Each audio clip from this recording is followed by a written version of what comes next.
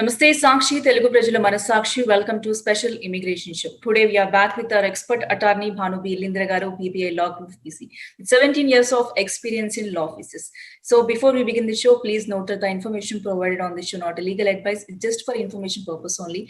So Sakshi TV or its agents will not be responsible for this. If you need any specific legal advice, please contact attorney directly. And we'll be also taking any general immigration questions along with today's topic. So without any further delay, let's welcome Bhanu Garu. Hello, Bhanu Garu. Welcome to the show, Andy. Thank you, Prasanna Garu. Thank you very much for inviting me again. Yes, it's my pleasure, Bhanu Garu. So, Bhanu Garu, can you please provide information on your law offices and also your practice areas? Sure, Prasanna Garu. Thank you very much for asking me that. My name is Bhanu Lindra Andy, and our law firm name is BBI Law Group PC. We're located in Herndon, Virginia, Andy. Herndon, Virginia is suburbs of Washington, D.C. Basically, we're in Washington, D.C. Our firm website is www.bbilawgroup.com.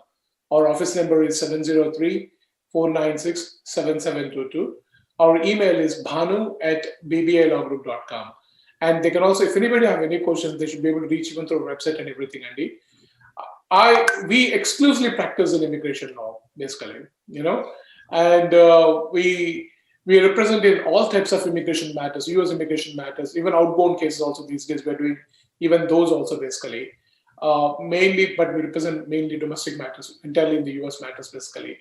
Employment-based immigration, family-based immigration, investor-based immigration also we're doing. There are several other programs which we do, which we regularly conduct basically. And I represented personally, not more than tens of thousands of cases in my experience from 2004 till now. I'm practicing from 2004. And so it's been more than 70 years, God blessing. And we would love to continue providing the same services to the community, whatever we can do. And very happy to provide our services, basically. Yes. Thank you. Thanks for the info, Bhanu Garu.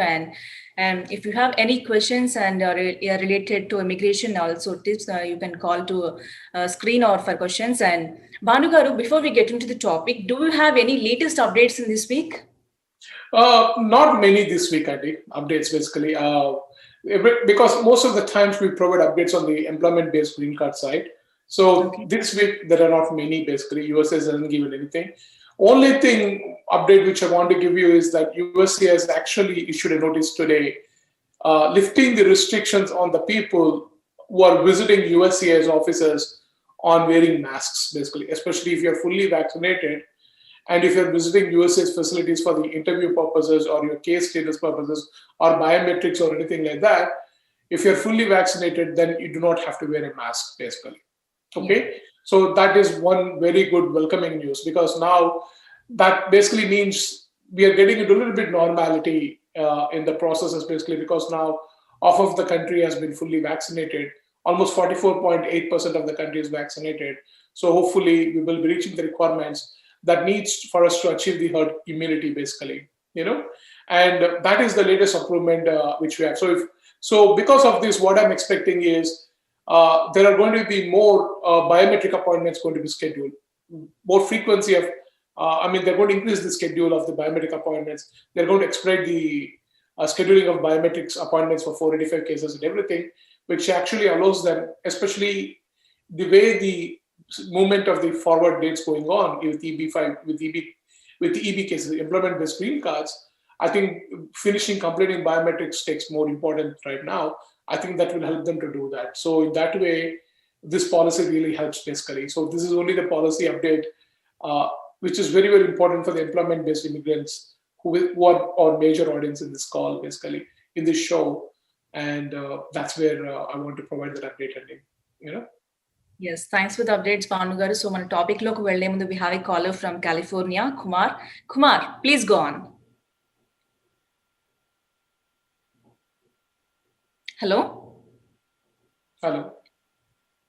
Kumar, can you hear me? Hello?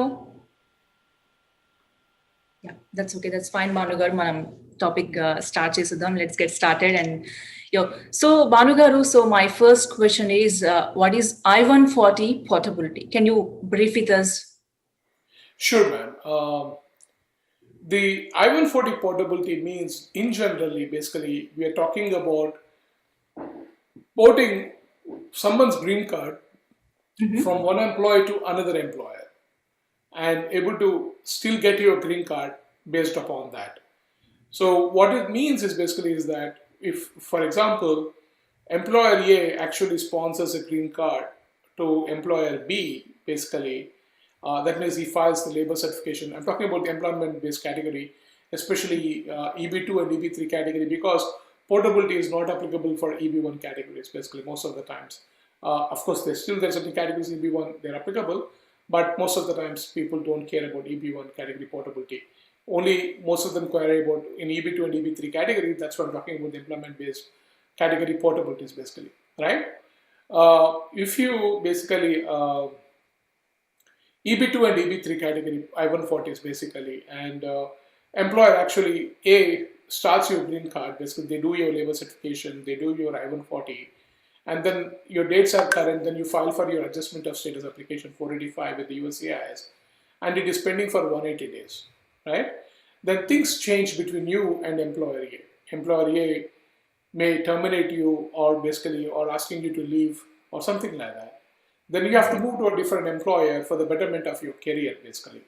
Then you move to employer X, basically, and you basically tell employer X that you have a green card pending with employer A. Employer X can take the responsibility of that green card on their behalf, basically, right? And if an employer X will say, yeah, we are very happy to hire you permanently, just like our employer A will be able to happy to abide the same terms and conditions for your employment, even with better conditions, we are very happy to do that. And then then employer X basically takes the responsibility of an employer A and notifies along with the employee to the USCI saying that they're actually continuing the offer of employment, which is permanent in nature, in the same or similar occupation for the employer B, basically for the employee, and therefore the green card should be continued and approved for the employee. This is actually just portability of I-140, basically. Of course, there are restrictions. There are certain requirements they have to meet in order to port green card from one employer to another employer. But in general, that is what I-140 portability means. Right, Bhanugar, we have a caller, Kumar from California. Kumar, please go on. Yeah, hi. Good afternoon, sir. This is Kumar here. I have a question with regards to L1B to L1A conversion. Basically, what exactly is required to be provided when you want to move from L1B to L1A, and as long as your employer is ready to move you from L1B to L1A path, actually. The requirement is that you need to show that you do qualify for L1A. Many times the requirements are same for L1A and L1B. The difference is basically is that L1B, you're actually hiring somebody in a highly specialized knowledge position, basically. Whereas L1A is somebody who can qualify as an executive or a manager, basically. L1B employee who actually qualifies for a highly specialized knowledge position can also qualify for L1A position, basically. So if the L1B in the highly specialized knowledge, if they're actually performing the duties of an executive or a manager, those can be shown to qualify somebody into L1A. And we have done this several times in our office. It's very easy thing to do, Kumar Garu. And I think you should look into that. If your employer is willing, they should be able to do that very well. They have more knowledge about your position, basically. I do not know the complete details of your position, but I think if you want me to review your file, everything personally, I'm very happy to do that. Kindly schedule an appointment with our office. We are very happy to look into your complete file and guide you basically exactly what kind of a documentation is needed to prove that you do qualify for L1A, although you're working in L1B position with the company currently right now.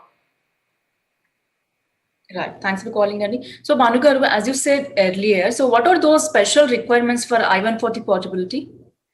The special requirements for I-140 portability, first is basically is that the USA's regulations and guidance provides us that first, there are two things you need to talk about portability, and people always get confused when we say portability. People think portability, people think that it is for H1B extensions also portability. No, H1B extensions is not portability. Basically, that's entirely different thing, which we will talk about that. First thing is portability means it's only meant for the green card purposes, as I said. And for the green card purposes, basically the requirements is that I-140 must have been filed by an employer, and also individual must have filed I-485 adjustment of status application also with the USCIS, and that I-485 application must be pending at least for 180 days. Okay? If the I-485 application is pending for at least for 180 days from the date of filing, not from the date of receipt, from the date of filing, because when you file a case with the USCIS, USCIS may receive your case at one time, and they may receive it after a month, sometimes after 2 weeks, sometimes after 3 weeks, sometimes. But the portability, for the purpose of I-140 portability, the requirement to meet for that requirement is that it is the date of filing of I-485 or date of receipt of I-485. Okay, so when you file, if you file I-140, and then I-485, and if the I-485 is pending with the USCIS for at least for 180 days from the date of its filing, then they meet for the requirements for the portability basically. And also the portability has to happen to the same or similar occupation.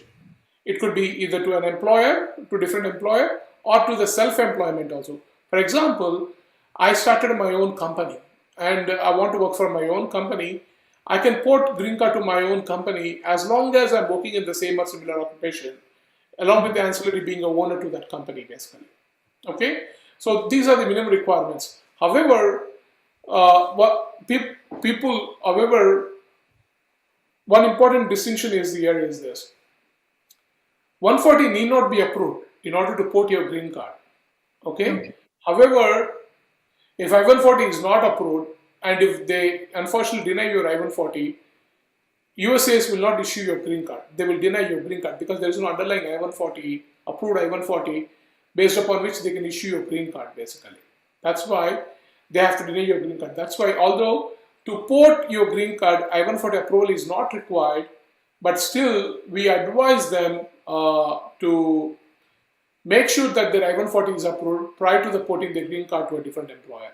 Because if they don't, the current employer can withdraw your I-140, and if they withdraw your I-140 prior to its approval, then automatically USA has no option but to deny your green card, even you are eligible for porting your green card to a new employer.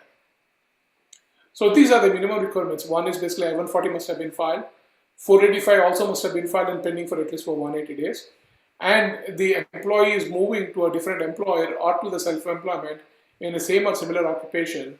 And in the final, to get a green card, it is better, it's always necessary that I-140 is approved prior to making any other steps basically. Even though regulations do not require essentially I-140 approval for porting.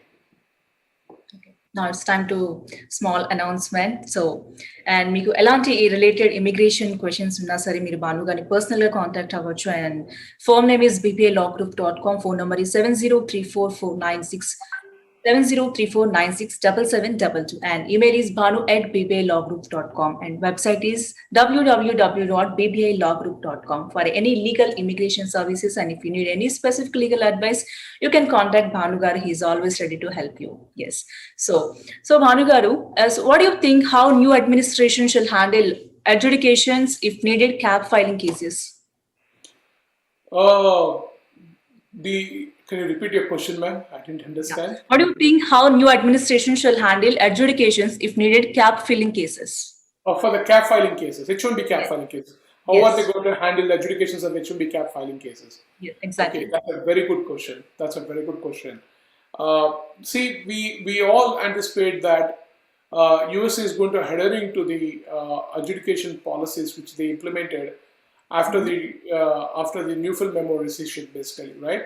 Because of the IT Serv Alliance case and other case laws, they basically rescinded Newfield memo and other 2017 unnamed itinerary memo along with that, and they actually they went back to the formal policies and everything.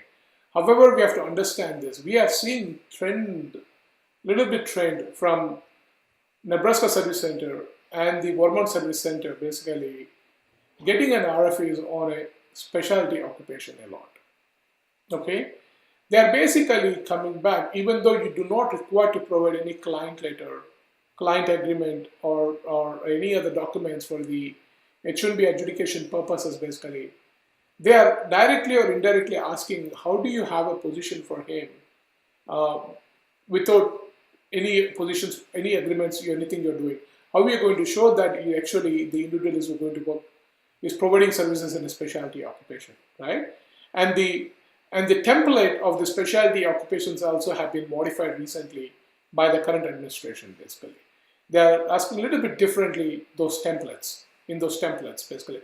They're not been same as in the previously, they're different. Now they're stretching majorly on the fact that still Defensor versus Meisner case, which is a 2005 Fifth Circuit case, made it as a precedent in 2008, 2009, it still controls how you define or establish employer-employee relationship. I'm a little bit concerned about that with this current administration because they are actually the ones who issued the Neufeld memo in 2010. Obama administration is the one which issued the Neufeld memo in 2010, of course, which has been decided by the court, saying that it's unlawful to issue that memo because that memo did not meet the API requirements, and also it's substantially flawed how it interpreted the INA, basically, right? And so those are the things which we have to understand, and basically, so I'm a little bit more worried about the cap cases for this year cap cases, that you will see a trend of getting a new templates for the specialty occupation. They're going to stretch more on that, and they may ask you questions about job description being more vague and unclear, and they want you to provide more clearer description, basically, and they can still come back and say that the description is not clear enough for them, basically, if they want to deny the cases, basically, right? So this is where I would advise and caution all the employers and the employees who are watching this show, or who will be watching the show later, also visiting our channels and everything, basically, that it's important to discuss with the lawyers. Make sure, yes, you're getting approvals, it's great. It doesn't mean that it's guaranteed that you're going to get approvals in the future in the same way, right?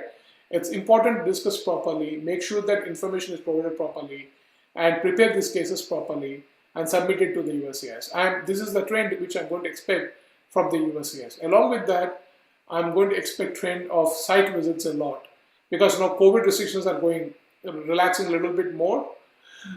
Because the COVID restrictions are being relaxed, people are getting fully vaccinated. Slowly, I think by the time of September, October, I think the federal government is going to relax more restrictions on the COVID-19 pandemic related ones, which allows these offices actually to visit physically the client's offices and everything, So it's very, very important that these people do comply with the site visit regulation requirements and everything, with H1B filings and everything. That's very, very important. And the problem is, I do see a problem. It's not only with the employers, I see the problem with the employees also. Especially if they're working from home, they don't notify anybody. They actually have a LCA file for them at one location, basically, but they go to a different state, live there, and work from there. If site visit comes, then they come back asking us, oh, something happened, something wrong happened, everything. I mean, they all know exactly that you have to comply with the LCA file, I mean, H1B amendment filing and everything. If you move to a different location, which is other than the same metropolitan statistical area where your initial employment is intended, basically, okay? And it's very important for these individuals to follow those things, basically. So these are the complications I think we are going to see more in coming days, in the H1B cap filing cases. So make sure that properly prepare and everything. See, my question is this: if you do not have a proper documentation with the client letters or client agreements or anything like that, you don't have to submit them. Don't submit them, especially if these client letters or client agreements or client purchase orders are going to create some kind of an ambiguity when you file an H1B petition. Don't submit them in the beginning. You file an H1B petition stating the facts, exactly what is the position is all about, where they're going to work, who's the client, what is the contractual relationship and everything in your H1B petition. File it with the USCIS. Let the USCIS come back to you in the shape of an RFE or anything like that, and then we can address that issue at the time. Don't try to put off-baked paperwork. Don't try to do off-baked paperwork. Basically, you do not, because and submit those paperwork to the USCIS to seek an approvals, basically. Okay, if you do not have a proper documentation showing the client assignment, client project, and anything like that, don't provide the documentation which is not proper. Okay, you file it without them, because the regulations do not require you to submit those documentation basically. Okay, you can actually do that, and if you do that, I think you'll be okay basically. And that's where I'm telling you, everybody, take a help of an attorney and make sure that this case is filed through an attorney, and don't try to cut the corners where it is not required. Very important that you can save money several others. With the lawyers, with the doctors, don't try to cut your corners. Basically, because they are the ones who actually does things which is best for you, not best for them. So hope you all understand that. You know. So Manuka, regarding of these type of adjudications, so are we going to expect straight approvals after RFEs? After the RFEs, if we are able to provide proper answers and everything, yes, we expect approvals. Yes. And we didn't have any problem till now. So we don't expect to have a problem because we are very confident that we are very competent in the way we represent our cases before the USCIS. Okay. So Bhanugar, last week we discussed about interfiling of I-485 rights. So however, we did not discuss under what circumstances or situations can successfully do interfiling their I-485s. So shall we know what are those situations? Yes, ma'am, definitely. The I-485 interfiling, and basically, as I explained, it's called transfer of underlying basis as per the regulatory language, which in short form we call it as a TUB, basically. The people will be able to interfile their I-485. Basically, interfiling is applicable only for adjustment of status applications, basically. From that is what it is basically available, not for any other application, basically, right? So, what is an interfiling, basically, right? What does it mean is basically is that, let's assume Prasanna garu meere anukundam. Let's assume that you are in process for your green card anukundam, basically, right? And you have an employment with company A right now, and company A actually file your I-140, your green card petition, and everything. It is still intact, basically, but you found another employment with company B, which you thought it's better for you, okay? And then you move to employer B, and employer B actually filed your I-140 and everything. And your dates have become current with employer B, you filed your 485 adjustment of status, basically. Okay? Employer B and as filed in the category 3, EB3 category, file చేశాడు అనుకుందాం మీకు green card, basically. And EB3 category అది current అయినప్పుడు file చేశారు, మీరు adjustment of status file చేశారు. కానీ while it is pending, unfortunately dates retrogress అయింది EB3కి. సో మీకు గ్రీన్ కార్డ్ రాదు అక్కడ EB3లో, రైట్? అండ్ ఆ టైంలో ఏమైంది, మీ EB2 I-140 ఉంది కదండి ఎంప్లాయర్ ఏ తోటి, గ్రీన్ అది ఆయన స్టిల్ ఎంప్లాయరీ ఆఫర్ స్టిల్ మీకు వ్యాలిడ్ ఉంది, they're going to still hire you, they're going to continue your offer and everything. ఆ ఎంప్లాయర్ EB2 కేటగిరీలో ఉంది I-140, ఓకే? ఎంప్లాయర్ ఏ I-140 EB2 I-140 dates current అయినాయి, మూవ్ అయినాయి, బేసికలీ మూవ్ అయ్యి dates current అయినాయి.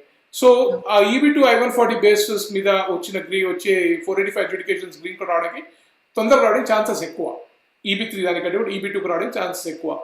సో EB2కి ఛాన్సెస్ రావడానికి chances ఎక్కువ కాబట్టి what you can do, you can actually interfile the existing 485 that has been filed with employer B I-140 to employer A I-140, EB2 category I-140. Okay. That is an interfiling, basically. Okay. Got it.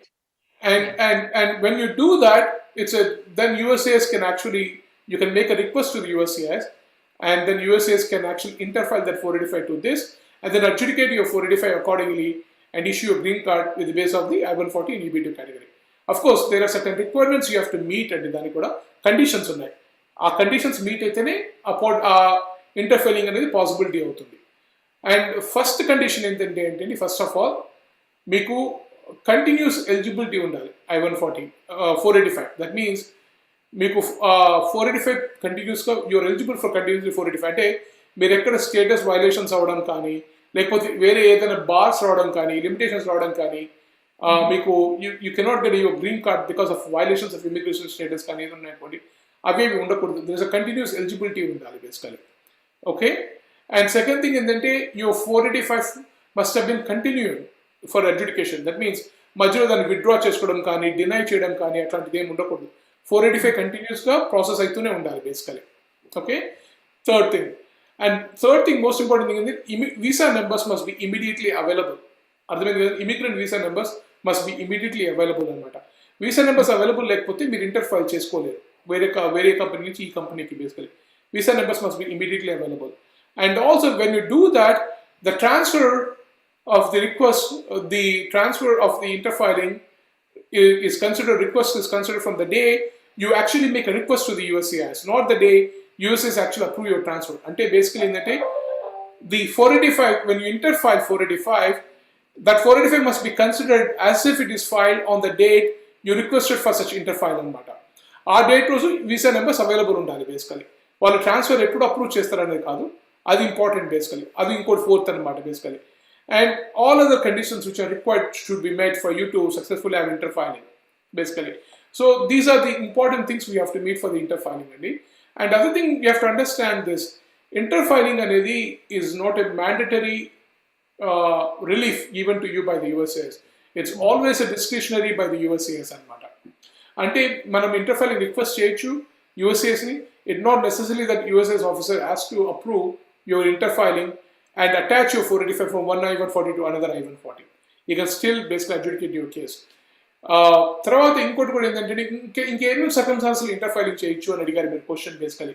మీకు చిన్న example ఇచ్చాను కదా ఇక్కడ, ఎందుకంటే ఒక I-140 నుంచి ఇంకో I-140 కానీ అలాగే సెవెరల్ సర్కమ్స్టాన్సెస్ కూడా ఉంటాయండి. ఎట్లా అంటే ఫర్ ఎగ్జాంపుల్ మీకే ఉన్నారు, మీకు మీ బేసికలీ మీరు ఎంప్లాయర్ ఏతో ఉన్నారు, బేసికలీ ఎంప్లాయ్ అయితే I-140 ఫైల్ చేశారు, అడ్జస్ట్మెంట్ ఆఫ్ స్టేటస్ ఫైల్ చేసుకున్నారు. తర్వాత your husband he's become US citizen basically, right, or green card holder, permanent resident basically. అప్పుడు ఏమవుతుంది, ఆయన పర్మనెంట్ రెసిడెంట్ అయినప్పుడు ఆయన మీకు I-130 ఫైల్ చేశాడు బేసికలీ. లేకపోతే గ్రీన్ కార్డ్ అయినప్పుడు ఆయన మీకు I-130 ఫైల్ చేశాడు అనుకుందాం బేసికలీ. ఆయన సిటిజన్, ఫర్ ఎగ్జాంపుల్ ఈ బికమ్స్ సిటిజన్, ఆయన I-130 ఫైల్ చేశారు అనుకుందాం. ఆయన మీకు గ్రీన్ కార్డ్ హోల్డర్ అయితే ఈజీ సిచ్యువేషన్, మీకు ఎగ్జాంపుల్ చెప్పడానికి ఈజీగా అర్థమవుతుంది. సో అందుకే గ్రీన్ కార్డ్ అంటున్నాను. మీ హస్బెండ్ గ్రీన్ కార్డ్ వచ్చింది అనుకుందాం, రాగానే ఆయన ఏం చేశారు, మీకు family based I-130 petition file చేశారు అనుకుందాం. మీకు family based I-130 petition file చేసినప్పుడు దాని డేట్స్ కరెంట్ అయినాయి బేసికలీ. ఇప్పుడు మీకు I-140 బేస్ తోటి 485 ఉంది బేసికలీ. ఇక్కడ ఫ్యామిలీ బేస్డ్ I-130 ఫైల్ చేశారు, దీనికి సెపరేట్ 485 ఫైల్ చేయాల్సిన అవసరం లేదు మీరు. When the dates have become current for this I-130, you can actually request the USCIS to actually interfile this I-140, which is with the 485 with the I-140, to interfile that 485 to I-130 basically. Okay, that is another situation where you can interfile from I-140 to I-130 and everything. ఇంకో example కూడా చెప్తున్నానండి మీకు. ఇంకో example ఏంటంటే, మీరు ఉన్నారు, మీ husband ఉన్నారు, మీ both are employed in the US అనుకుందాం basically. You both are in non-immigrant status, L1 or H1, whatever status you call your non-immigrant status. So మీకు I-140 ఫైల్ అయింది, దాని ప్రకారంగా మీరు 485 ఫైల్ చేసుకున్నారు బేసికలీ, రైట్. మీ హస్బెండ్కి లేటర్ ఆన్ వాళ్ళ ఎంప్లాయర్ కూడా గ్రీన్ కార్డ్ ప్రాసెస్ చేశారు, ఆయనకి లేబర్ ఫైల్ చేశారు, I-140 ఫైల్ చేశారు బేసికలీ. ఆయన డేట్స్ కరెంట్ అయినాయి బేసికలీ. సో ఆయన 485 ఫైల్ చేసుకుంటున్నాడు బేసికలీ. ఆయన మీతో డిపెండెంట్గా ఫైల్ చేసుకుంటూ 485 ఫైల్ చేసుకోకపోయి ఉండొచ్చు మీతో. ఒకవేళ మీతో ఫైల్ చేసుకున్నాడు డిపెండెంట్గా, ఇక్కడ I-140 ఫైల్ చేసుకున్నాడు అనుకోండి ఆయన బేసికలీ. ఆ I-140 బిజినెస్ మీద ఏం చేయొచ్చు మీరు, టుమారో నాకు ఎట్లా జాబ్ ఉంది, షేక్ ఉంది, బాగాలేదు, let us move to our employer, my husband employer, it's easy for their అనుకున్నప్పుడు ఏం చేస్తాం, మీ హస్బెండ్ని డిపెండెంట్ నుంచి ప్రైమరీ ఎంప్లాయీ కింద, ప్రైమరీ అప్లికెంట్ కింద ఆయన ఎంప్లాయర్ 140కి మనం ఇంటర్ఫైల్ చేస్తాం మీ హస్బెండ్ని. మీది ఇక్కడ ప్రైమరీ బెనిఫిషరీ కదా, ఇక్కడ మీరు మీ ఎంప్లాయర్కి మీరు ప్రైమరీ బెనిఫిషరీ, దాన్ని మీరు డిపెండెంట్ బెనిఫిషరీగా పోర్ట్ ఇంటర్ఫైల్ చేస్తారన్నమాట. చేసుకుని ఇక్కడ గ్రీన్ కార్డ్ అడ్జుడికేట్ చేసుకుంటారు. So that is what interfiling is basically. It is absolutely legal and permissible అన్నమాట. Right. Thank you so much for the detailed explanation, Bhanu garu. Now I totally understand those situations of interfiling I-485. Thank you so much for joining us. And next week manam marikonni vishayalu immigration gurinchi discuss cheddam. Thanks for joining us, Bhanu garu. Thank you, Andy. Thank you, Prasanna garu.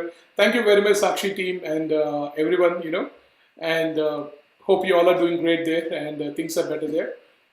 Have a wonderful weekend and God bless you all. And it's a long weekend. Enjoy. Yes, thank you. You too, Bhanu garu. Take care. And ఇది వాళ్ళ special immigration show. Next week మరో episode లో మళ్ళీ కలుద్దాం. Stay tune to సాక్షి, తెలుగు ప్రజల మనసాక్షి.